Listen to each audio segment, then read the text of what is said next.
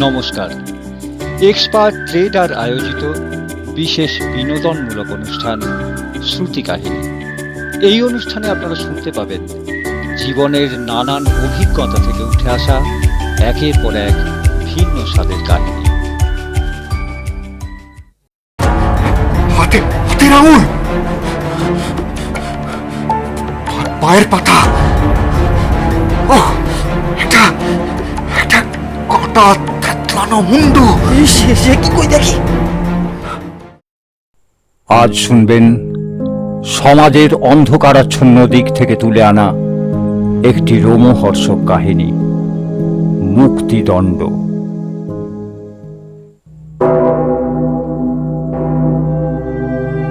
18 foot লম্বা এবং 9 foot চওড়া যে ঘরটাতে আমাকে রাখা হয়েছে সেটাকে অন্ধকূপ বললেই ভালো হয়।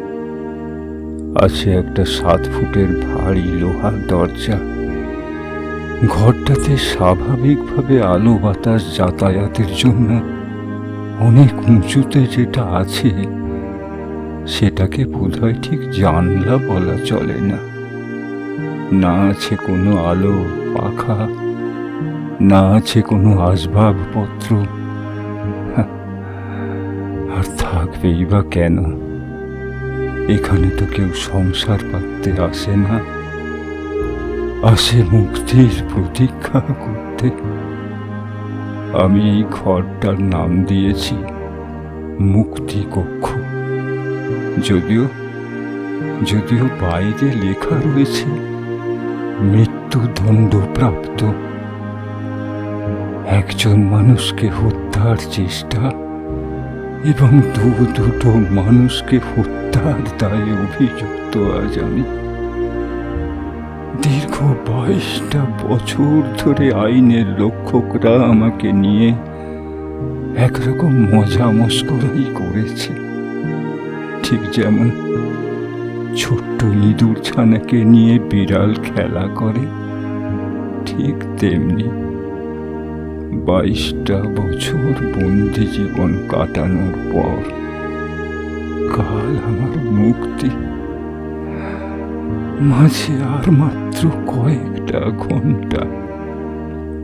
এই 22টা বছর কেউ আমার সঙ্গে দেখা পর্যন্ত করতে আসেনি, আর কে বা আসবে? আমার নিজের বলে তো কেউ নেই। আপনজন, বন্ধু বান্ধব যে যেখানে ছিল সবাই ঘৃণায় মুখ ফিরিয়ে নিয়েছে। কাল সকালে ম্যানিলা রশির ফাঁস আমাকে মুক্তির পথে নিয়ে যাবে।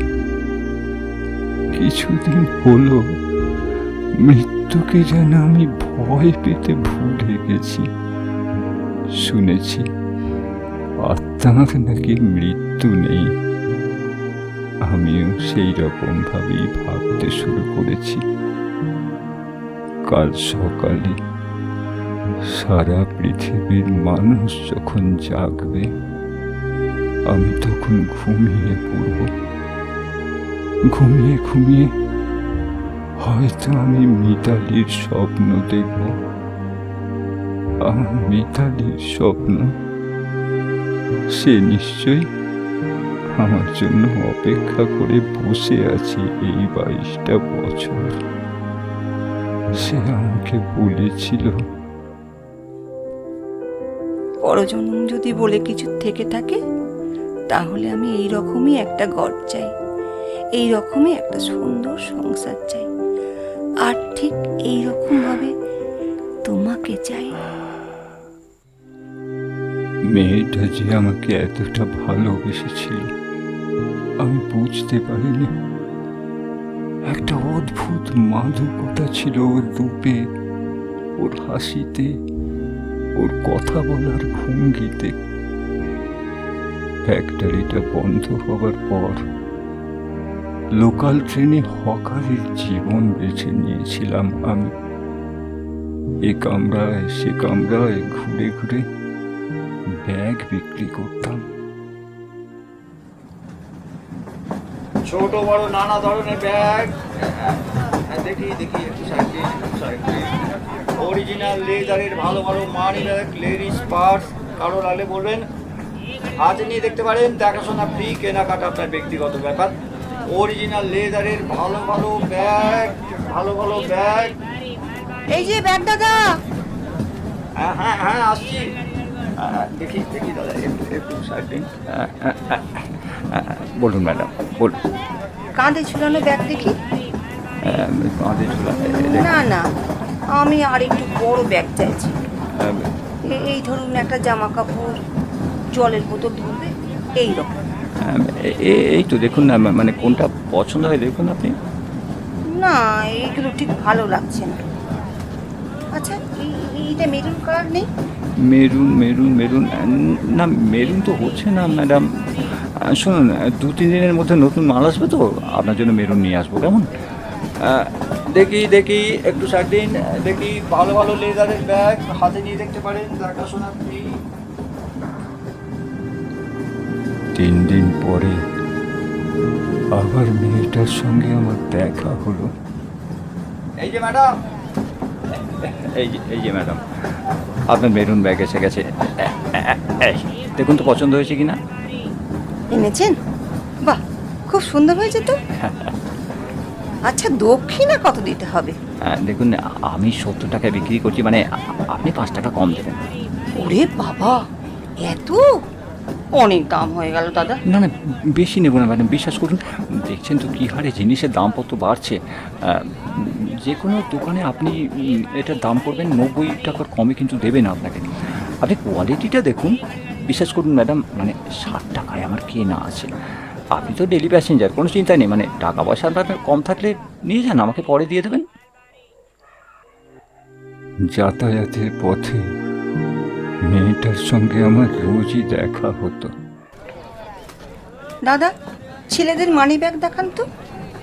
4টে নেব, একটু দাম কিন্তু একটু কম করতে হবে। 4টে? কি ব্যাপার ম্যাডাম, বাড়িতে অনেক লোক আছে বুঝি? না, বাড়িতে বাবা আর আমি থাকি। জানেন, বাবা সেরিব্রাল অ্যাটাকে 5 বছর শয্যাশায়ী। আসলে আমাদের অফিসের ক্লায়েন্টদের ছোটোখাটো গিফট দিতে হয় তো, তাই জন্য। আমি কিন্তু সামান্য কিছু টাকা বাকি রাখবো, পরে দিয়ে দেবো। কেন জানি না, মেয়েটার প্রতি একটা অদ্ভুত টান অনুভব করতে শুরু করেছিলাম। ওকে একবার দেখার জন্য মনটা সবসময় কেমন যেন উথাল পাথাল করতে শুরু করেছিল আমার। হঠাৎ 10 ওর কোনো দেখা পাওয়া গেল না। ওর সহযাত্রিনীর মুখে শুনলাম ওর বাবার অবস্থা নাকি আশঙ্কাজনক। ফোন নাম্বারটা চেয়ে ফোন আমি করেই বসলাম। হ্যালো, সুমিতা বলছি। হ্যালো। কিছু মনে করবেন না ম্যাডাম, মানে সেদিন ট্রেনে আমার থেকে আপনি ব্যাগ নিয়েছিলেন, মনে পড়ছে? বেশ কিছুদিন আপনাকে দেখতে পাচ্ছি না তো, মানে আপনার বান্ধবীর থেকে নাম্বারটা পেলাম। আমি টাকা পাবো বলে কিন্তু আপনাকে ফোন করিনি, ভাবলাম একটু খবর নিই। কাল রাতে আমার বাবা মারা গেছে। আমি এখন হালিশহর শ্মশানে। সে কি, সঙ্গে কেউ আছে ম্যাডাম? না, তেমন কেউ নেই। শবযাত্রী গাড়ি করে বাবাকে শ্মশানে নিয়ে এসেছি। ও ম্যাডাম, আপনি চিন্তা করবেন না, আমি নৈহাটিতে আছি। আধ ঘন্টার মধ্যে আমি আসছি আপনার কাছে, কেমন? ইলেকট্রিক চুল্লিতে বডিটা ঢোকানোর পর আমরা দুজনে গঙ্গার ঘাটে গিয়ে বসেছিলাম। ওকে একটু ভেঙে পড়তে দেখিনি সেদিন আমি। বেশ স্বাভাবিকভাবেই বলল, 5 বছর ধরে বড্ড কষ্ট পাচ্ছিল মানুষটা। চলে গেছে, ভালোই হয়েছে, শান্তি পেয়েছে। বাবাকে একা ফেলে রেখে কাজে যেতাম, খালি মনে হতো বাড়ি গিয়ে আর হয়তো বাবাকে দেখতে পাবো না। চলুন, সময় হয়ে এসেছে। আপনার আত্মীয় স্বজন বলতে কেউ নেই? মানে আপনার মা? বলতে লজ্জা নেই, বাবা সেরিব্রাল অ্যাটাক হওয়ার পর মা অন্য লোকের সঙ্গে সংসার পেতেছে। দেখুন, আমি একজন সামান্য হকার, ট্রেনে ঘুরে ঘুরে ব্যাগ বিক্রি করি। তবুও বলছি, মানে যদি কখনো কোনো রকম প্রয়োজন হয় আমাকে জানাবেন। আমারও আপনজন বলতে কেউ কোথাও নেই। মধ্যমগ্রামে একটা বাসা ভাড়া করে থাকি আমি। চলুন, বসছি, চলে বাসাতে হবে। সেদিন রাত প্রায় 10টা বাজে। দেখি দমদম স্টেশনে একটা নির্জন বেঞ্চে মিতালি একা বসে আছে। এগিয়ে গিয়ে আমি জিজ্ঞাসা করলাম, কি ব্যাপার মিতালি? কি ব্যাপার এত রাতে এখানে? বাড়ি যাবেন না?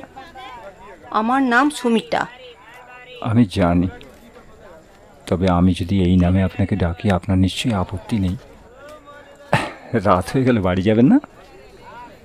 জানেন, বাবা চলে যাওয়ার পর থেকে হ্যাঁ। বাড়িতে আমি একদম একা থাকতে পারছি না। কেন?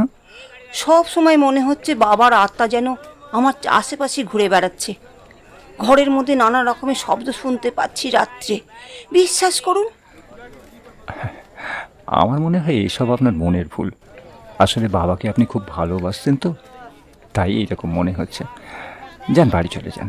রাতে ঘুম না এলে একটা কাজ, এই নে, এই ওষুধটা খেয়ে নেবেন। এটা একটা হালকা ঘুমের ওষুধ, মনে হয় আপনার উপকার হবে। সেদিন রাতে কিছুতেই ঘুম আসছিল না আমার। ঘুরে ফিরে বারবার মিতালির মুখটাই কেবল মনে পড়ছিল। কোনো কিছু বিচার না করেই আমি ফোন করে বসলাম। মিতালি ম্যাডাম, আমি বলছি। আমি জানতাম আপনি ঠিক ফোন করবেন। বলুন, কি বলবেন? ভাবলাম দেখি আপনি ঘুমিয়ে পড়েছেন কিনা। আসলে আপনার সঙ্গে আমার একটা কথা ছিল, বুঝতে পারছি না মানে কথাটা ঠিক কিভাবে বলবো।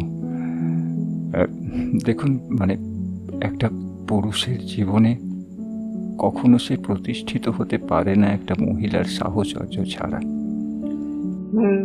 বুঝলাম। আমি মানে আপনাকে যদি মানে দেখুন, আপনারও কেউ নেই, মানে আমারও কেউ নেই, মানে আপনি যদি। আচ্ছা, এই কথাগুলো এর আগে আর কত যুক্তি বলেছেন?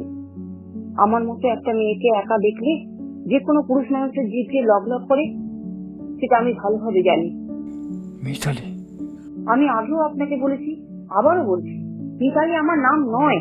আমাকে মানে আমাকে মাফ করবেন।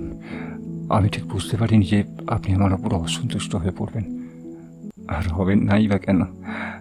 আমি একটা সাধারণ হকার, ট্রেনে ঘুরে ঘুরে ব্যাগ বিক্রি করি। আমি কথা দিচ্ছি ম্যাডাম, মানে ফোন করা তো দূরের কথা, আমি এই মুখটা নিয়ে কখনো আপনার পাশে গিয়ে দাঁড়াবো না। ঠিক 10 মিনিট পরে আমার ফোনে রিং বাজল। ফোনটা ধরে চমকে উঠলাম আমি। ওই শুনতে পাচ্ছেন? কখনো পায়ের শব্দ, কখনো এটা ওটা পড়ার শব্দ। ওই দেখুন, কি যেন কাগজ ছিঁড়ছে। এ ব্যাপারে কিছু বলবার অধিকার তো আপনি নিজেই পেরে নিয়েছেন। প্লিজ লাইনটা ছেড়ে দেবেন না। আপনি কখনো আমাকে ছেড়ে চলে যাবেন না তো ব্যাগদাদা। আমার জীবনটা মরুভূমির মতো রুক্ষ, হাহাকারে ভরা ব্যাগদাদা। আমিও বাঁচতে চাই, আর 5টা সাধারণ মেয়ের মতো আমিও বাঁচতে চাই। মিতালিকে আমি কথা দিয়েছিলাম, ওকে সারাটা জীবন লতা গাছের মতো আঁকড়ে থাকবো আমি। শুরু করে দিলাম প্রস্তুতি।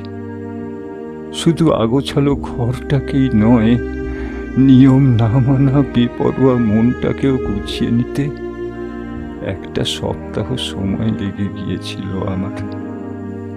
তারপর একদিন নৈহাটির বড়মার মন্দিরে প্রতিমার বেদির সামনে গিয়ে দাঁড়িয়েছিলাম দুজনে।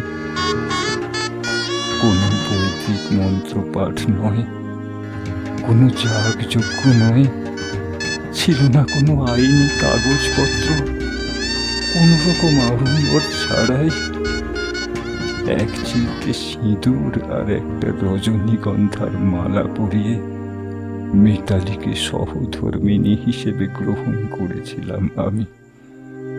জমানো বেশ কিছু টাকা ছিল, সংসার সাজানোর জন্য টুকিটাকি কিছু জিনিসপত্র আমি আগে থেকেই কিনে রেখেছিলাম।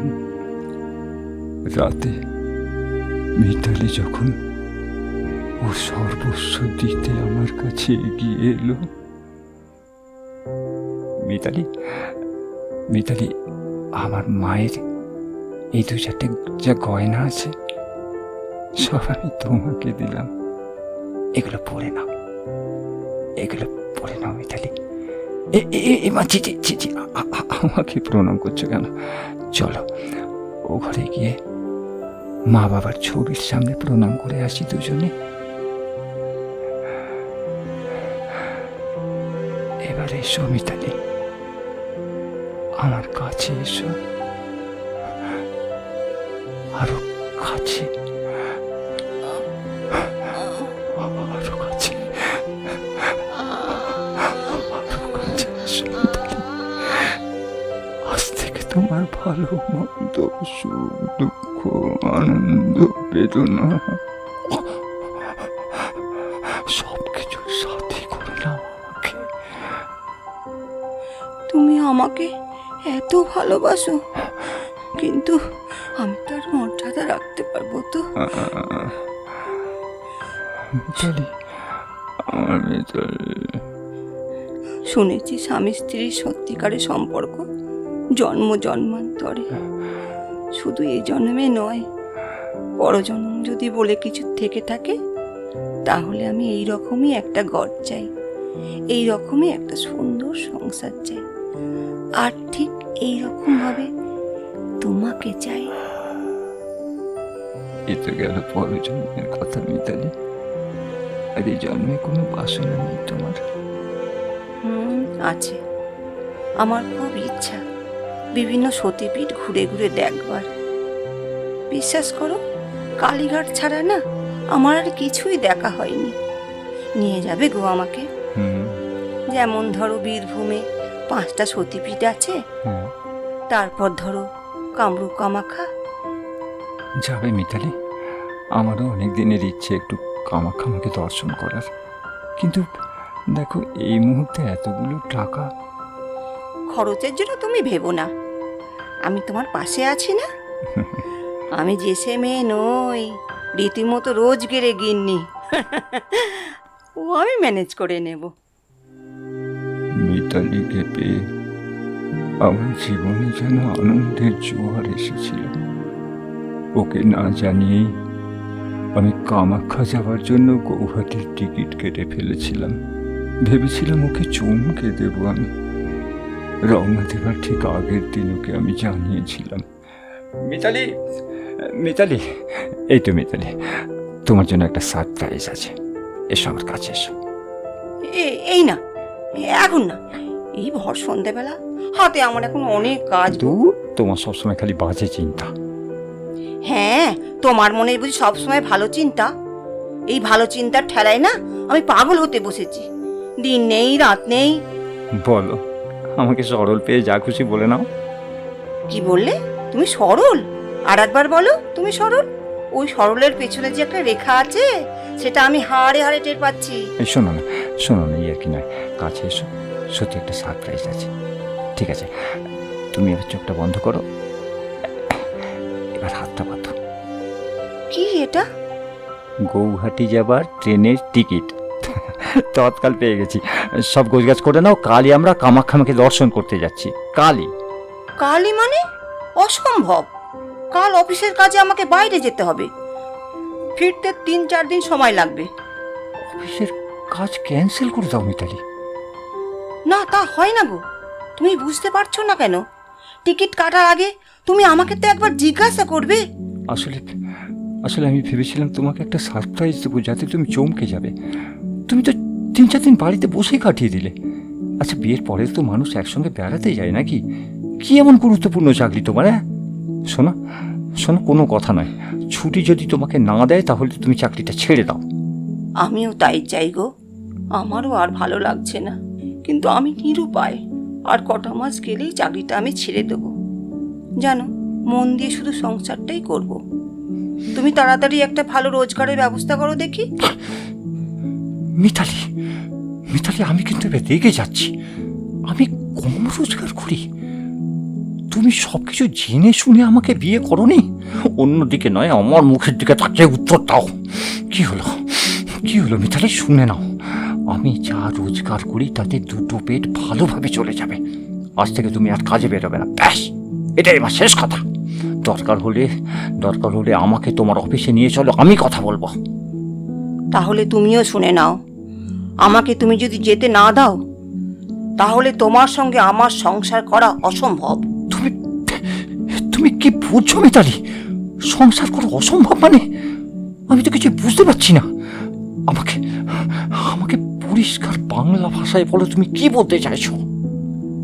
তাহলে আমার আসল সত্যটা জেনে নাও। বাবার যখন সেরিব্রাল অ্যাটাক হলো তখন আমি স্কুলে পড়ি।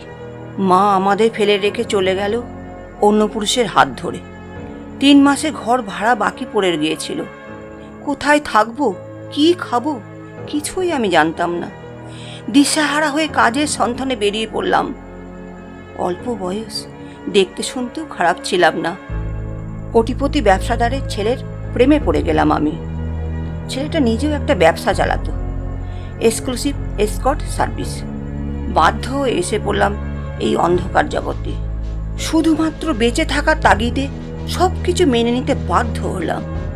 সেই থেকে ছুটে চলেছি নিত্য নতুন মানুষের মনোরঞ্জন করবার জন্য। কখনো দীঘা, কখনো পুরী, কখনো দার্জিলিং, কখনো বা শিলিগুড়ি। যখন যেখানে পাঠানো হবে আমাকে সেখানে যেতেই হবে। বাবার অসুস্থতার জন্য ওই ছেলেটার কাছ থেকে বেশ কিছু টাকা আমি ধার করেছিলাম। সেই থেকে আমার শরীরের ক্লান্তি, আমার মন, আমার ইচ্ছা অনিচ্ছার কোনো দাম নেই। আছে শুধু চোখ রাঙানি আর শাসন। আর আছে দেনা, এক টাস দেনা। দেনা না শোধ করলে ওরা হয়তো আমাকে মেরেই ফেলবে। এটাই ছিল আমার ভবিতব্য। কি হলো, মাথা নিচু করে বসে রইল যে? মিতালির প্রতি ভালোবাসা তোমার জানলা দিয়ে ফুট করে উড়ে গেল তো? কথাগুলো আমাকে আর কয়েকটা দিন আগে কেন জানালে না মিতালি? আমি যে তোমাকে নিয়ে অনেক স্বপ্ন দেখেছিলাম, আমি যে তোমাকে নিয়ে অনেক স্বপ্ন দেখেছিলাম মিতালি। যাক যাক, বাদ দাও মিতালি।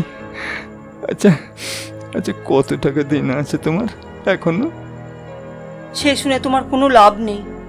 তোমার মতন একজন হকারের পক্ষে সেটা দেওয়া সম্ভব নয়। আমি যত কষ্ট করেই হোক, যেভাবেই হোক, তোমার সমস্ত ঋণ আমি শোধ করে দেব। আমার কাছে বেশ কিছু জমানো টাকা আছে, আমি তিল করে জমিয়ে রেখেছি মিতালি। এসো আমার সঙ্গে, এসো পাশের ঘরে।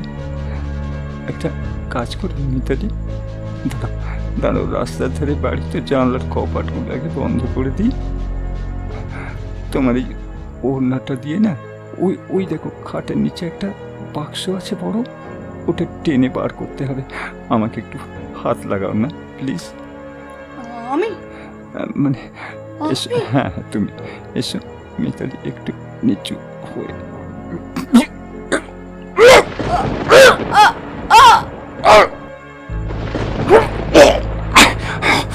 আমি একটা সামান্য হকার, লোকাল ট্রেনে ঘুরে ঘুরে ব্যাগ বিক্রি করে বেড়াই না, কিন্তু তবু আমি একটা মানুষ। আমার মধ্যে প্রেম, ভালোবাসা, বিশ্বাস সবকিছু আছে। ভালোবাসার প্রলোভন দেখিয়ে তুমি আমাকে ঠকিয়েছ। তোমার বেঁচে থাকার কোনো অধিকার নেই।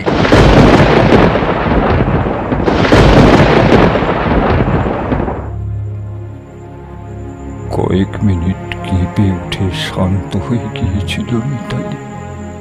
নাক দিয়ে ফোঁটা ফোঁটা রক্ত বেরিয়ে এলো ওর। ধীরে ধীরে রাত গভীর হতে থাকলো। আমি একা ঘরে বসে আছি আমার মৃতা স্ত্রীকে নিয়ে। প্রচন্ড ঘৃণা হঠাৎ রূপান্তরিত হলো এক সুতীব্র অনুশোচনা। এই কটা দিন মেয়েটা আমাকে আনন্দের বন্যায় ভাসিয়ে নিয়ে গিয়েছিল। কোনো অভিযোগ অনুযোগ নয়, এক সাগর বেদনা নিয়ে শুরু করলাম কামাখ্যা যাওয়ার প্রস্তুতি। মিতালি, মিতালি, তুমি আমাকে সেদিন বলেছিলে না, তোমার টাকা পয়সা, গয়নাগাটি, দেহ মন যা কিছু সবই আমার। তাহলে দাও মিতালি, তোমার তোমার নুপুর পরা পা দুটো আমাকে দাও। এই নীল পালিশ পরা আংটি পরা সুন্দর আঙুলগুলো আমাকে দিয়ে দাও। এই সুন্দর চুল পরা কান দুটো আমাকে দিয়ে দাও। তোমার খুব ইচ্ছা ছিল না মিতালি, তুই কামাখ্যাকে দেখতে যাবে। কাল সকালে আমি তোমাকে নিয়েই বড় ব্যাগটার মধ্যে করে বেরিয়ে পড়বো। বিয়ের পর যেমন সেজে গুজে মেয়েরা বেড়াতে যায়, ঠিক সেই রকম দূরে, অনেক দূরে ঝিকঝিক করে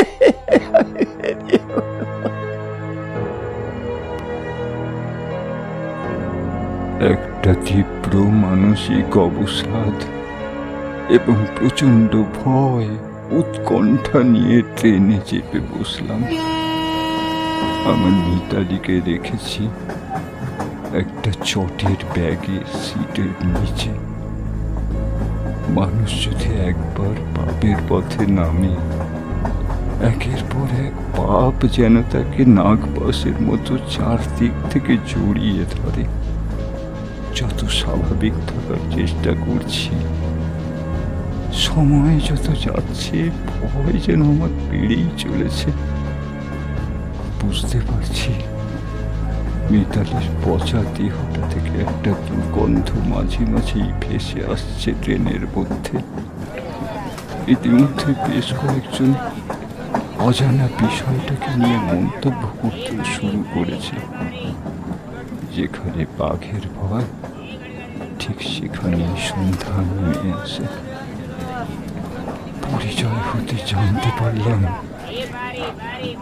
আমার উল্টো দিকের সহযাত্রী ভদ্রলোক নাকি গোয়েন্দা বিভাগের কর্মকর্তা। শুনে আমার শরীরটা কেমন যেন হিম হয়ে গেল। বিবাহযোগ্য শ্যালককে নিয়ে চলেছেন পাত্রী নির্বাচন করবার জন্য। জানেন দাদা ভাই, আমার জামাইবাবু একটা জিনিয়াস। হিরিটি, ফেলুদা, প্রফেসর শঙ্কু, শার্লক হোমস এদের সমগোত্রীয় বলতে পারেন। না না না যতীন, ওভাবে বলো না। ওদের সঙ্গে কোনো তুলনা করাই মোটেই উচিত নয়। কি বলছেন জামাইবাবু? আপনি জীবনে যত ক্রাইম অপারেশন করেছেন, বেশ কয়েকটা বই লেখা হয়ে যাবে। আমার সব থেকে রোমাঞ্চকর লাগে সেই যে বনগায় মাটি খুঁড়ে শাশুড়ির লাশ উদ্ধার। বলুন না জামাইবাবু, দাদা ভাইকে সেই ঘটনাটা বলুন। বনগায় নয় যতীন, ওটা বসিরহাটে। কিন্তু মাঝে মাঝে একটা বিশ্রী পচা গন্ধ নাকে আসছে না? হ্যাঁ, আমিও অনেকক্ষণ থেকে পাচ্ছি। কোথা থেকে আসছে কে জানে। যাক, বাদ দিন, আপনি ঘটনাটা বলুন। হ্যাঁ, বছর 5 আগেকার ঘটনা। বসিরহাটে একটা লোক সম্পত্তির লোভে তার শাশুড়িকে খুন করে লাশটাকে কোথাও লুটপাট করার রাস্তা খুঁজে না পেয়ে লোকটা কি করলো, শাশুড়ি ঘরের মধ্যেই গর্ত খুঁড়ে বডিটাকে সেখানে পুঁতে দিল এবং তার উপর দিয়ে নিজের হাতেই প্লাস্টার করে সেটাকে বুঝিয়ে দিল। তারপর বেশ কিছুদিন কেটে গেছে। ইন্স্যুরেন্স কোম্পানির ক্লেম করতে গিয়ে লোকটা বিপদে পড়ে গেল। এভাবেই হোক, কেসটা আমার হাতে আসায় আমাকে ইনভেস্টিগেশনে যেতেই হলো। এদিক ওদিক খুঁজতে খুঁজতে আমার নজরে পড়ল ঘরের মেঝে চারিদিকটা নেট সিমেন্টিং থাকলেও খাটের ঠিক নিচে বেশ কিছুটা জায়গা রিসেন্টলি প্লাস্টার করা হয়েছে। লোক লাগিয়ে জায়গাটাকে খুঁড়ে ফেললাম। তারপর কি হলো? তারপর আর কি, আমার একটা প্রমোশন হলো। ওহ, সত্যি জামাইবাবু, আপনার বুদ্ধি বটে, মানতেই হবে। এই বুদ্ধির জোরেই আজ আমি করে খাচ্ছি যতীন। আর সরকার আমাকে মাইনে দেয় মুখ দেখে নয়। আর সেই ঘটনাটা বলুন, সেই যে কাকুর গাছিতে গলায় দড়ি। এরকম ভুলো মন নিয়ে তুমি যে কি করে সংসার করবে যতীন? ওটা কাকুর কাছে নয়, দমদম ক্যান্টনমেন্ট। ওহ, সে যাই হোক, আপনি ঘটনাটা বলুন না। বলছি বলছি বলছি আমার চাকরি জীবনটা শুধু ক্রাইম আর ক্রাইম। থানায় বসে গল্প করছিলাম আমার এক বন্ধুর সাথে। হঠাৎ একটা সুইসাইডের খবর পেয়ে ছুটলাম একটা বাড়িতে। ঝুলন্ত বডিটাকে দেখার সঙ্গে সঙ্গেই আমি বলে দিলাম এটা সুইসাইড নয়, এটা মার্ডার। এটাও ঠিক সেই সম্পত্তিজনিত খুন। ভাইপো নিঃসঙ্গ কাকাকে মার্ডার করে ঝুলিয়ে দিয়েছে সিলিং ফ্যানে। পোস্টমর্টম রিপোর্টেও সেই একই কথাই বলল। ওটা যে সুইসাইড নয়, মার্ডার, এটা আপনি কিভাবে বুঝতে পারলেন সেটা বলুন দাদা ভাইকে। বোঝা যায় ভাইয়া, বোঝা যায়। কেউ যদি গলায় দড়ি দিয়ে আত্মহত্যা করে তাহলে তার পায়ের পাতা দুটো না টান টান হয়ে মেঝের দিকে বেঁকে যায়, কারণ তার মৃত্যুর আগে এসে যন্ত্রণায় কোনো কিছুর একটা সাপোর্ট পেতে চায়। কিন্তু এক্ষেত্রে বডিটার পা একদম সোজা ছিল। জলে ডোবার ইনভেস্টিগেশন করতে গিয়েও আমরা এটাই লক্ষ্য করি। ব্যক্তি যদি জলে ডুবে মারা যায় তাহলে তার হাতের আঙুলগুলো কুঁকড়ে থাকে, কিন্তু কেউ যদি খুন করে জলে ফেলে দেয় তাহলে বডির হাতের আঙুলগুলো সবসময় সোজাই থাকবে।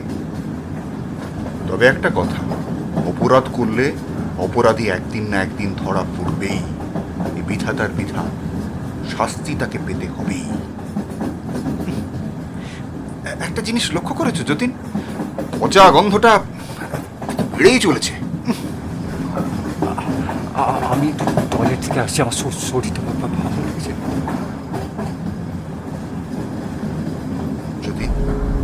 যতীন, আমার মন বলছে কোনো একটা রহস্য আমাকে হাতছানি দিয়ে আবার ডাকছে। লোকটা কেমন শরীর খারাপের অজুহাতে হন্তদন্ত হয়ে উঠে গেল দেখলে? তুমি তুমি তুমি তুমি প্যাসেজের দিকে দাঁড়িয়ে লক্ষ্য করো তো লোকটা এদিকে আসছে কিনা। আমার মন বলছে গন্ধটা সিটের নিচ থেকে আসছে। লোকটাকে আসছে দেখলেই তুমি কিন্তু আমাকে অ্যালার্ট করে দেবে। ঠিক আছে ঠিক আছে, আমি লক্ষ্য রাখছি। যতীন, যতীন, যা ভেবেছি তাই। সিটের নিচে এই বড় ব্যাগটার মধ্যে হাতের আঙুল, পায়ের পাতা, ও একটা একটা কাটা থেতলানো মুন্ডু। সে কি কই দেখি? না যতীন, তুমি দেখলে সহ্য করতে পারবে না। তুমি বরং যাও যাও যাও যাও যাও, ওই লোকটাকে ফলো করো। শোনো শোনো শোনো, লোকটা যেন কোনো করে জানতে না পারে যে আমরা। ঠিক আছে, কোনো চিন্তা নেই, আমি যাচ্ছি। কি ব্যাপার দাদা ভাই, আপনি এখানে দাঁড়িয়ে এই গেটের সামনে? এই একটু স্মোক করছিলাম আর কি, মানে ট্রেনে তো স্মোক করা বারণ, তাই লুকিয়ে চুরিয়ে। আচ্ছা ভাই, ওই পাহাড়টা দেখেছেন? ওই যে পাহাড়ের উপর সাদা মন্দিরটা দেখুন, সত্যি কি অসাধারণ, তাই না? আচ্ছা, মোবাইলে একটা ছবি তুলে নিলে কেমন হয়? এখানে পাহাড় কোথা থেকে আসবে? চারিদিকে ধুধু মাঠ। সে কি আপনি দেখতে পাচ্ছেন না? আচ্ছা ঠিক আছে, ওই ওই ডান দিকটায় থাকে না, ওই ডান দিকটায়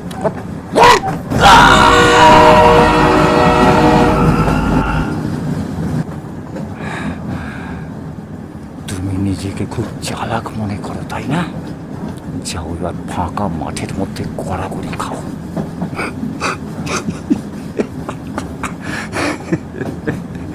তোমার সাধের জামাইবাবু তোমাকে খুঁজতে এলে তাকেও তোমার কাছে পাঠিয়ে দেবো আমি। যতীন, যতীন, যতীন, বাথরুমে এসেছিল যতীন। দেখি আপনি আপনি এখানে কি করছেন? যতীন, যতীন, যতীন পাহাড়ের ওপর একটা সাদা মন্দিরে পুজো দিতে গেছে।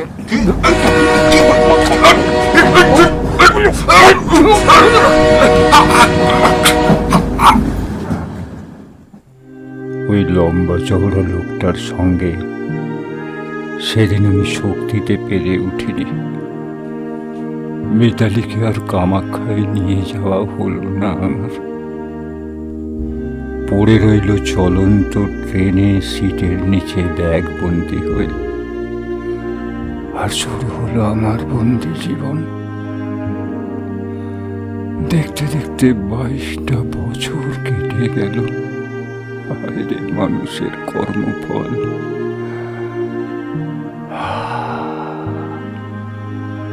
ভোরের আলো ফুটতে আর বেশি দেরি নেই মনে হচ্ছে। এগিয়ে আসছে আবার মুক্তির সময়। মিতালি, মিতালি, জীবনের এই অন্তিম সময় তোমার কথা আমার বড্ড মনে পড়ছে মিতালি। খালি মনে হচ্ছে ফাঁসির দড়িটা গলায় পড়বার আগে যদি একটিবার তোমাকে দেখতে পেতাম আমি।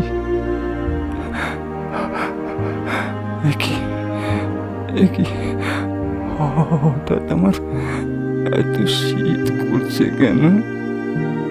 কেন আমার এত শীত করছে হঠাৎ?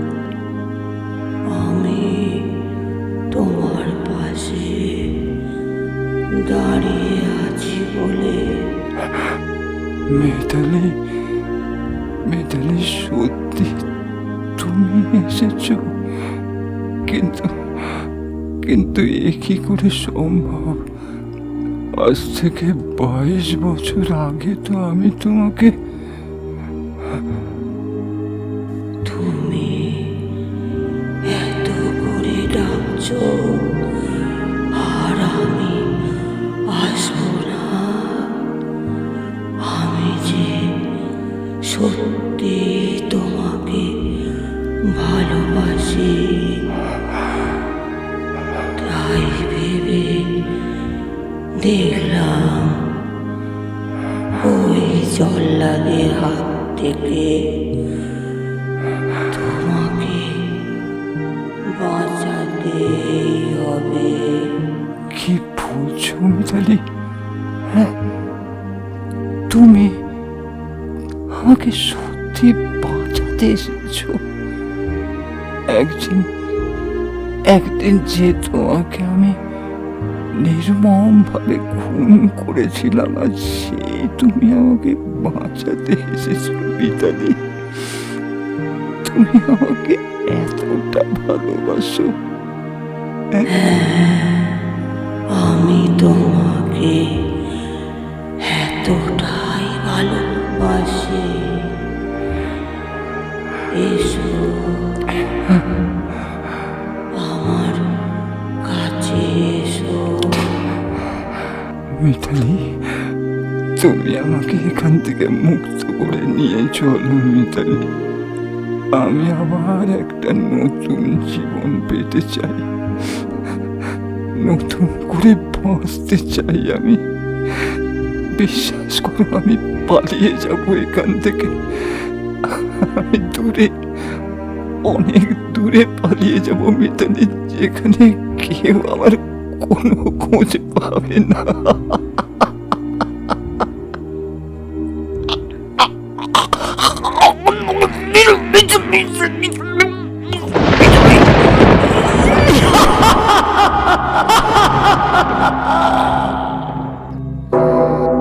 আমি তোমাকে মুক্তি দিয়ে গেলাম।